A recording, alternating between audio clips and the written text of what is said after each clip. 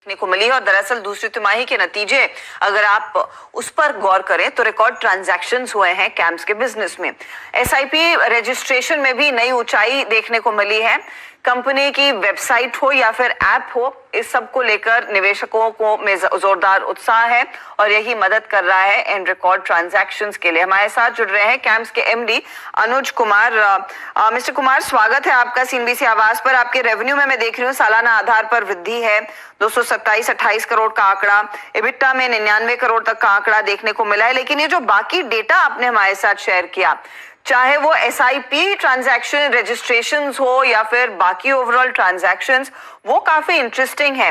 मुझे ये बताइए, ये पिछले कुछ महीनों में जो रिटेल पार्टिसिपेशन बढ़ा है उसका फायदा है, साथ ही जो एनएफओ में एक्शन आया है उसका फायदा है, ये नंबर्स में किस तरह से रिफ्लेक्ट हुआ है? क्या हाइलाइट्स है आपके हाथ? सबसे जरूरी बात जो गौर करने की है वो ये है कि जो निवेशक हैं, जो इन्वेस्टर्स हैं, उनका बहुत ज्यादा फोकस म्यूचुअल फंड्स पे वापस आया है। आप इसे 4-5 ऑब्वियस आंकड़ों में देख सकते हैं। पहली चीज, हम एनएफओस की अगर बात करें तो शायद आज तक के सबसे बड़े एनएफओस पीरियड में आए हैं और हमने जो नंबर रिलीज किया है कि 30,000 करोड़ के ऊपर का एक अप्रूवल है जो कि इन फंड्स में आया हमारे फंड हाउसेस के थ्रू। दूसरा, अगर आप देखें पहले क्वार्टर से दूसरे क्वार्टर में एसआईपी के नंबर में बहुत बड़ा इजाफा हुआ है, 28 लाख से 44 लाख तक, और वो इंटरेस्ट दिखाता है इन्वेस्टर्स का। और इसके साथ साथ जो नए इन्वेस्टर्स म्यूचुअल फंड्स को ज्वाइन कर रहे हैं वो नंबर भी काफी बड़ा हुआ है।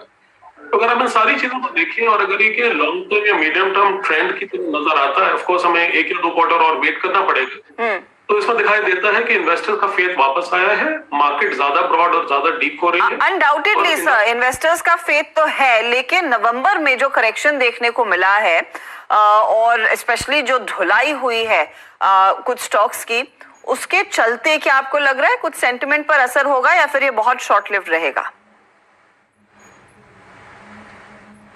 देखिए, नॉर्मली जो ट्रेंड होता है वो ऐसा है कि जरा सा भी सीजन इन्वेस्टर किसी भी डाउनटर्न पे जो इंटरेस्ट है इन्वेस्टर्स का, उसके फिर हमें डे टू डे दिखाई देता है, वो डेंट करने वाला है।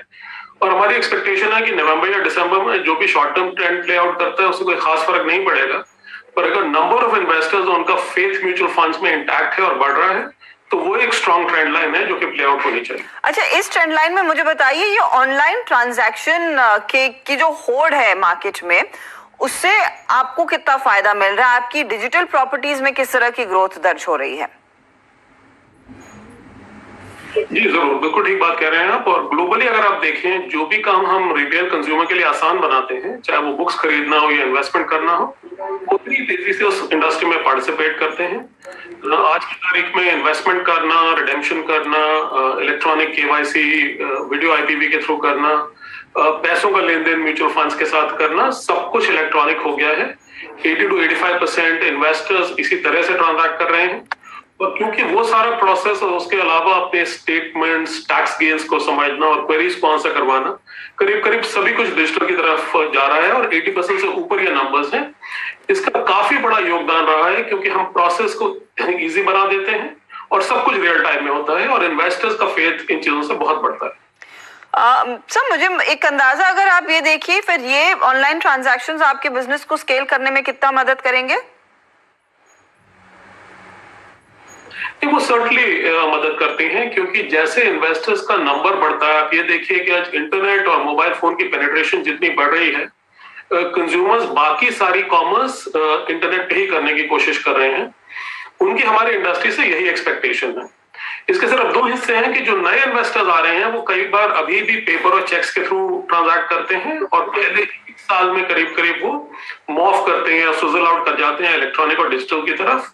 बट ओवरऑल करीब 85% आप एक नंबर लेके चलें जो कि एक इंटरेस्ट लेवल दर्शाता है इन्वेस्टर्स का टुवर्ड्स डिजिटल प्रॉपर्टीज, और ये नंबर स्केल होने वाला है आगे टाइम में।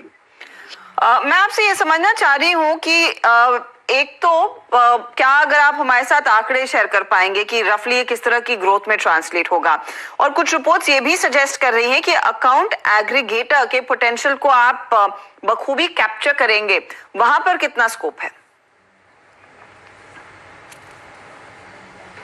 जी जरूर। तो मैं आपकी पहली चीज आंसर कर देता हूं कि पिछले 6 से 7 साल में म्यूचुअल फंड्स के जो एसेट्स हैं, खासकर हमारे फंड हाउसेस के, वो करीब 18 से 19% कंपाउंडेड रेट से बढ़े हैं और वो सपोर्ट करते हैं कि हमारा रेवेन्यू और हमारी अर्निंग्स करीब अर्ली टू मिड टीन्स बढ़े। एक्सपेक्टेशन यही है, हालांकि हम स्पेसिफिक फोरकास्ट नहीं देते, कि आने वाले 5-6 साल में वो ट्रेंड लाइन इंटैक्ट रहनी चाहिए मिड टीन्स पे ग्रोथ की।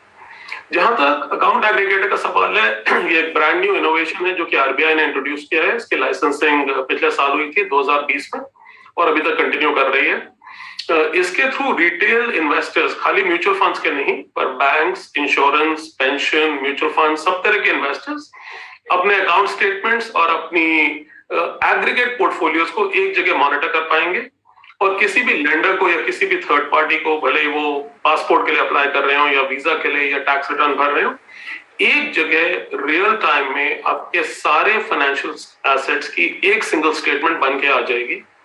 ये बहुत बड़ा इनोवेशन है, ग्राउंड ब्रेकिंग है, पाथ ब्रेकिंग है और ये काफी आगे तक ले जाएगा हमारी इकोनॉमी को, रिटेल इन्वेस्टर्स के इंटरेस्ट को सेफगार्ड करने के लिए। जी, अभी सिर्फ इसकी शुरुआत हुई है। हम पार्टिसिपेंट्स हैं, हमारे पास अकाउंट एग्रीगेटर और टीएसपी दोनों ऑफरिंग्स अभी मार्केट में हैं। तो होपफुली आप उसको आगे चलकर कैपिटलाइज करते हुए दिखाई देंगे। अनुज कुमार जी, बहुत बहुत शुक्रिया हमारे लिए समय निकालने के लिए। स्टॉक देखिए एक आउट परफॉर्मर रहा है पिछले 6-8 महीनों में। मार्केट की चाल को इनफैक्ट काफी क्लियरली रिफ्लेक्ट करता है। आज भी करीब 2.5% ऊपर। कावा साहब, कोई ट्रेड कैम्स में 3052 का लेवल है?